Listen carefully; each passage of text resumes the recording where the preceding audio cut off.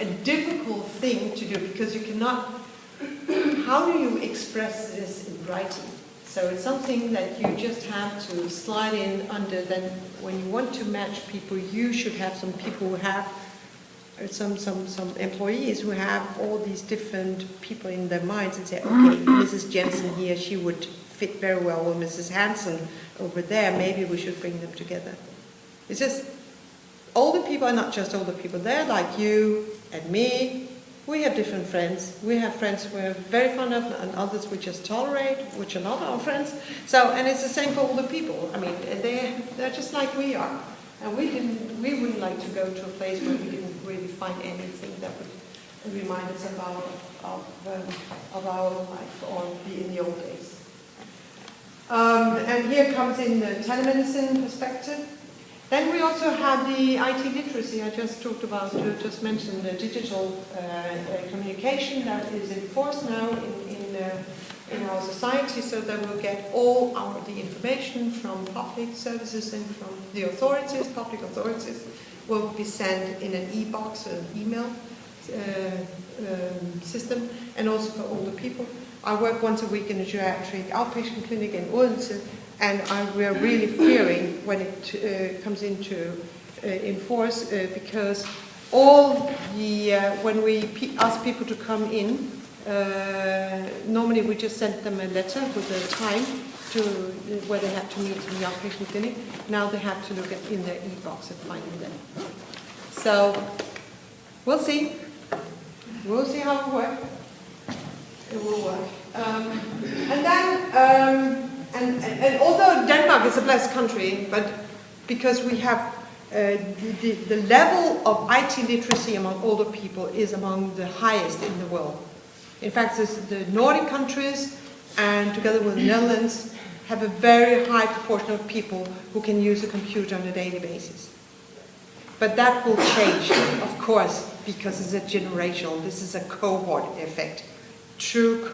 I haven't touched upon yet, and I realized this morning when I got here I forgot that slide. Let us just take it now, 2 minutes.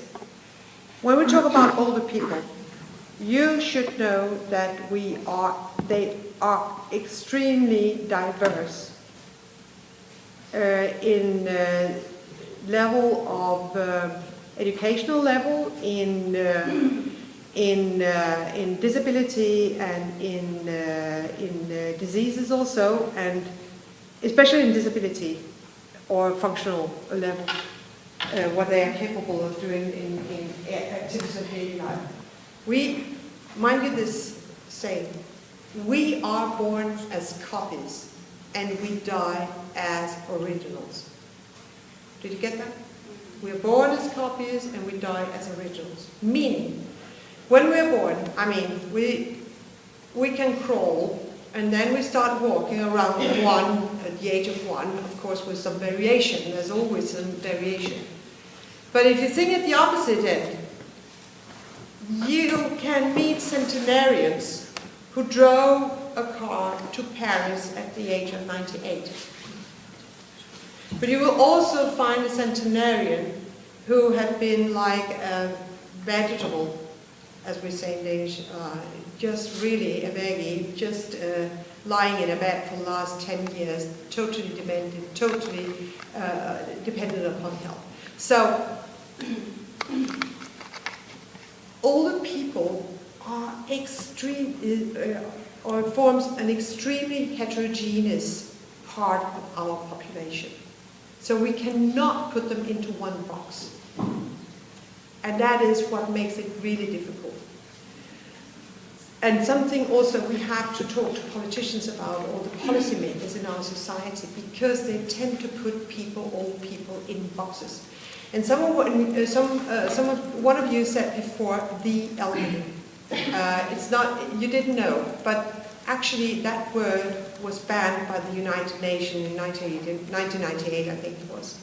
Because if you say the elderly, you put them into one box. You're stigmatizing them. It's one group, there's no diversity, they're all the same, you can treat them the same. They have the same size, the same ideas, and the same functional limitations. but it's not true. So they're much more heterogeneous than we think. Actually, the older you get, the more heterogeneous the population becomes. In my professional experience from the hospital, I see that it's harder and harder to offer old people a place in a nursing home. Almost every time you will say that you'll get from the municipality say that they have to be at their own house. Is that because of financial reasons that they are closing down nursing homes and not offering them to? Because when my mom worked in a nursing home when I was little, people would do yoga and they would do plays and they would do handwork, and I remember it from my childhood, and now they have to be really, really bad before they go to a nursing home. And I was thinking that a lot of this that you talk about, keeping people active and stuff, would be easier when people stay at one place with caretakers and physiotherapists and blah, blah, blah, blah, blah. And actually I see that people are interested in getting a place at a nursing home. Both their families and the old people themselves wish to go. Yeah, but it's not, again, I know that they're... again, the diversity, because you can see people who are really, really ill, and I would think that they should go to a nursing home. And they want to stay home. And they want to stay at home, and I can perfectly... I often use my old mother, my old mother, she's 87, and she's French. She lives in a farm out in the countryside, far from the neighbors. She has had several falls. She has had 2 cancer diseases. She's cured for them. She has hypertension, and she has had a stroke. She still lives in her house with 2 floors, so she walks the stairs. It works very slowly, but she can do it, and still. Now she got a bit of home health. We are really, my siblings and I, we're really worried about the next fall, because the last 2 times she had to crawl. It took her an hour to get 5 meters on the floor over to her phone, which she was lucky to could be able to tear it down on the floor and then call my brother. And we would love to have her, but that is our need. It's not her need, you see. But I still feel that a lot of the old people do wish, and they're in a waiting list for like 4 months to get a place in a nursing home. But they are always, it's depending on the level of how much they're capable of doing themselves. And the notion in Denmark has been for many, many years that you should stay in your own house for as long as that's possible. Yeah, I know, yeah. But you should also remember, this is a bit of theology. When you work in a hospital, then you see all the worst cases. Yeah, of course. Okay, I know. so it's not the general population. No. But there is room for everything. I meet them too, and I also meet people who are older people who are physically capable of living by themselves, but they don't feel safe, so they're calling the home care system all the time, and just for that reason, they actually sometimes move them into a nursing home. Yeah, because we discharge earlier and earlier and earlier. Yeah, but then you can send them to rehabilitation facility or intermediate care. I think 95% you get a no from the municipality. But then they will provide the home care help. That is their privilege to do that. But I just think the other thing would be better when thinking about all this. But I'm not sure that is what people would like to have today. I think myself, I would stay as long as possible in my own home, even if it's difficult. I think it has changed over time. Yes. Just that there's... Oh, sorry. Yeah. Okay, you first, and then up back, and then. Yeah. It's very common. That's daycare, day center, or daycare. I think it's all a bit like childish talk, but it's also what is used, the term that is used. But again, I talked to you about the matchmaking. It's a problem. It's really a problem to find people that they could match together with and get something sensible out of it. So it's difficult. Up there. Yeah, what I wanted to ask is, what is the role of social workers in the lives of older people in Denmark? And my second question is, what's the difference between residential for the elderly and nursing home in Denmark? Well, it's not. There's no difference because we don't have. nursing homes, we have only nursing homes and sheltered housing, you could say, where they are small row houses in close connection to a nursing home. So residential care in Denmark, we don't discriminate between the two things. As far as nursing home is really when you need a lot of help during 24 hours. Yeah, I know that, but just wanted to find a difference between that and residential care. Well, residential care is something that you know from the United States, more, as far as I know mostly. We don't have that concept in Denmark. Residential care, we had it. Residential care is for those who are Danes who are old enough to remember that there was something called old people's home, which are those you're talking about. They were much more fit, but they were living together in a facility, in an institution, where they would be provided with the help they needed, got all the meals, they would have their own room, but they would not have the small apartments that we have today. Have you been to a Danish nursing home? No, I haven't. Somebody should take, you should make an out, going out and visit a Danish home, nursing home, because they are so different, the new ones, from what you see abroad. Today they are smaller apartments. You even have a doorbell before you enter. There's a small kitchen, there's a living room, and there's a bedroom. And that is, and of course, a huge bathroom because you need to take care of people. So it's so much different from what you think it's an apartment. So we don't have residential homes as such. It's really nursing home where people need 24 hours. How about the role of social workers in the life? Yeah, then social workers. Well, in Denmark we call them, we don't call them social workers as such. We call them home carers and home carers aides or something like that. But it would be, in practice, it would be social work. Now they can do two things. They can do personal care, which is everything that you need to get out of your bed, being washed, getting a shower once a week. You know, here we are at a level where we're discussing the right for everyone to have a shower every day of the older people. This is an ongoing discussion that pops up in the municipalities all the time. Can we afford that? But your generation, most of you take it out every morning. And I want to continue with that.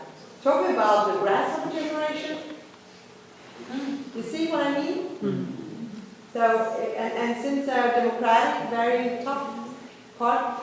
So the social work, so you have personal care, the personal help you need, clothing, bathing, things like that. Yeah, that's the personal care. Then you have the practical help, which would be bathroom cleaning, prepare some meals, practical things, but not maybe sometimes also helping out with the laundry. But that's good. You can also in some municipalities get some help to go to the grocery store, do some shopping. It depends on the municipalities, but we have, basic concept is practical and personal care. Those ones, of course, in the United Kingdom, we call them care workers.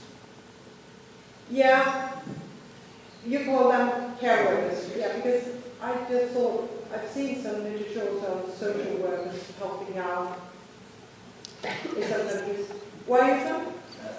From England, yeah. Maybe it's not translated correct. But then you understand it's the concept. Compared to England, you should see a nursing home in Denmark. Somebody take that guy to a nursing home. There are, I mean, we're liars in Denmark, but we do have fun while we're alive. Okay, so just to talk about, so and then I'll come to the aging, intrinsic and extrinsic. Now, again, no, sorry, before, yeah, I'll take that later. I just want to point out that there's this ongoing project within the European Union called the IPAHA, European Innovation Partnership on Active and Healthy Aging. And what I really want you to look at is active and healthy aging. So everyone has to be healthy and everyone has to be active, which is a bit against what I see that in the development of new gadgets and help and what we can do for older people is actually we are looking more into those who are already ill and see how can we help them and how can we decrease the burden or the challenges for the society. So it's a bit, but it's politically we want to sell this very good notion of that people are getting healthy and now we'll all be dancing and dancing and jumping until we die. Again, back to professional mobility. That is the political way of looking at it. No politician wants to address the negative sides of being old also. I can especially, I put here 3 references which I like a lot. Anne Bowler here she made a qualitative study asking people how do you understand the word active aging? And what would you understand by active aging? Any ideas? What is active aging? Apart from hopping and dancing? Well, actually, yeah. Being able to manage their own life, being able to take their own bath. Yeah, that's more independency. Active it's a different, at least in her paper here. So it's more like being intellectually active. Maybe if you're very disabled, but you're able to read a book, you're able to listen or to participate in debates or over the phone or blog. Some older people are doing blogs. So it has different meanings for different people. It can also be to be socially engaged, to get out, go to concerts, to meet other people, go to take classes at an advanced age in whatever, it could be in some languages. But they are quite good, and this is a new one which I just discovered, which also talks about, well, a bit the sociology of aging and how it's interpreted and how it's seen by other people. I think very good article. Now, one problem is that there are a lot of people out there taking care of older people, they don't know nothing about older people. So we have to do something about that. And it's especially the healthcare professional, I can speak about my own colleagues in other specialties in geriatrics and also general practitioners. And just the fact that you have 10 minutes for your consultation with an older person who has multimorbidity and also disability and maybe also some socially excluded from activities in society. So we need to do something about that. And also for nurses and nurses aides in the primary or healthcare workers, as I know it should be, in both the primary sector and the secondary sector, they need to know much more about older people and other allied health professionals, the physiotherapists and others working there. What are the needs? What do they want? What is important for older people? What should be the goal for where we go with them? And again, in the society, we need also to, as I mentioned several times, we have to make the politicians knowledgeable in aging and what it means, so that they do not just use their own grandmother as an example of being old.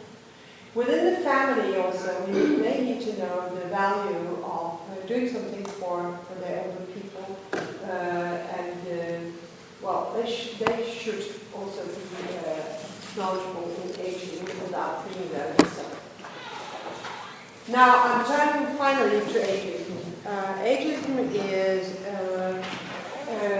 was a term coined by Robert Butler, who died in recent 2010. And he was the one to invent this, just like sexism or racism. So it's as you can hear, the tragedy of old age. It's not the fact that each of us must grow old and die. That will happen to you too. But that the process of doing so has been made unnecessary because at times excruciating, painful, humiliating, debilitating, isolating through insensitivity, ignorance, and poverty.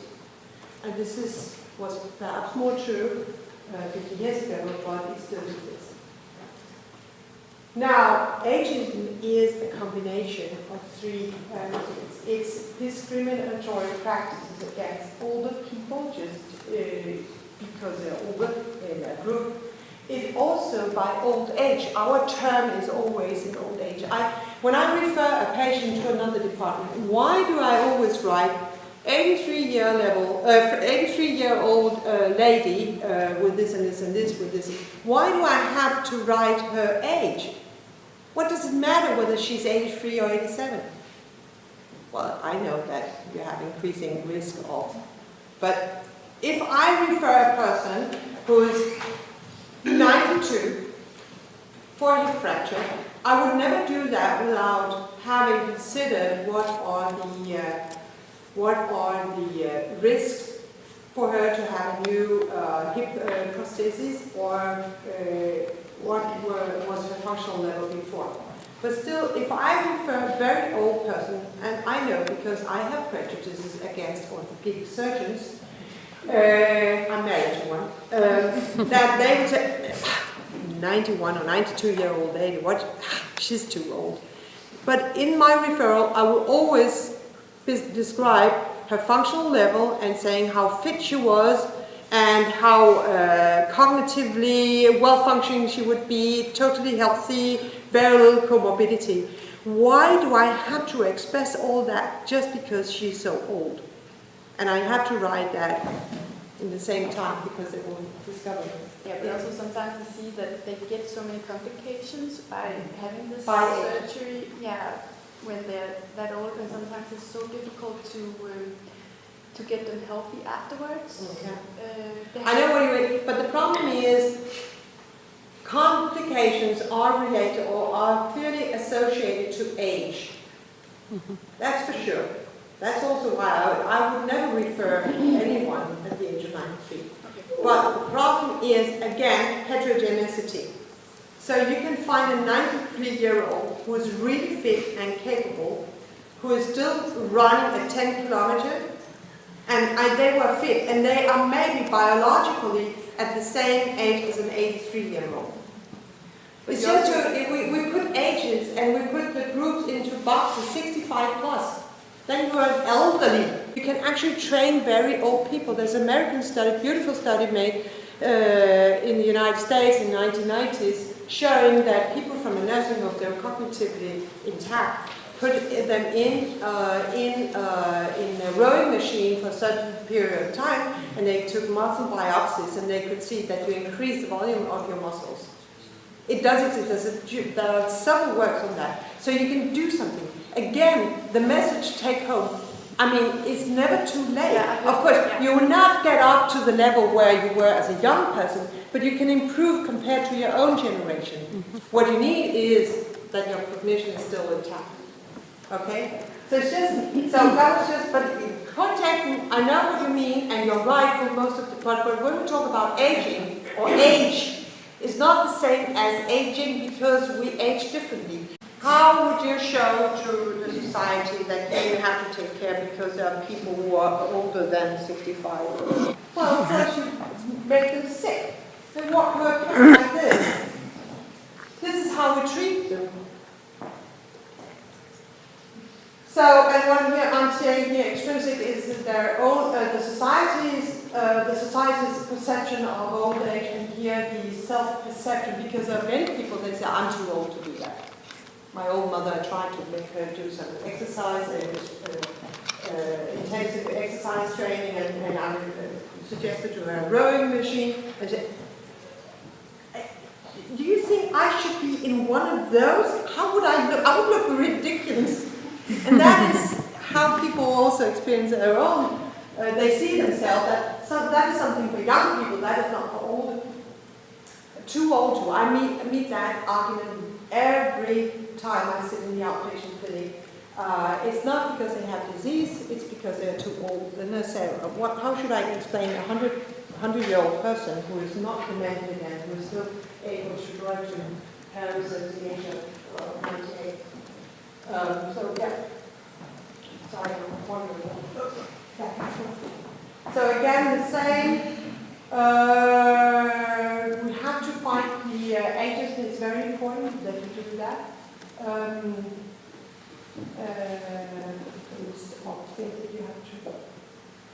Okay, this will be the last part before we finish. You have to know about the frailty concept. Frailty is a very modern term. It's a kind of buzzword. Nobody really knows what it is. We try to measure it. We try to figure out who will be frail of the older people.